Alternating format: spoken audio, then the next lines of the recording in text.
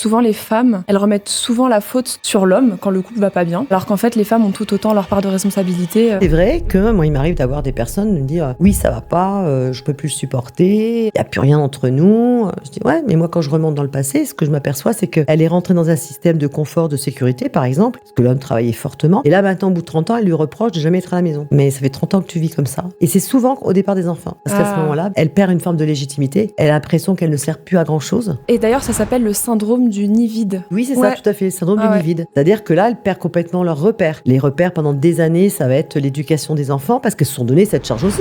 Attention aussi, pareil, je m'aperçois souvent, pourtant je suis une femme, remettez un petit peu les choses à leur place. Quand vous avez connu votre mari, qu'est-ce que vous avez aimé en lui? Il dit, il était dynamique, il était en pleine évolution, très carriériste, j'ai vu en lui une forme de confort et de sécurité. Je leur dis, oui, tout à fait. Ça vous a plu pendant 30 ans. Qu'est-ce qui fait que maintenant, ça vous plaît plus? Elle s'ennuie en fait. Exactement, c'est l'ennui. Alors, c'est pas pour autant que l'homme ne l'aime plus, mais en effet, il rentre après dans une forme de routine, comme tous les couples. On a une routine, on se lève le matin, on déjeune, on se voit, salut, bisous, à demain, machin, ou à ce soir. Bon, voilà, ça c'est de la routine qu'on a, mais ça c'est l'humain qui a cette routine. Ouais. Qu'est-ce qu'il faut faire pour justement casser cette routine? De temps en temps, se croyez des moments entre couples.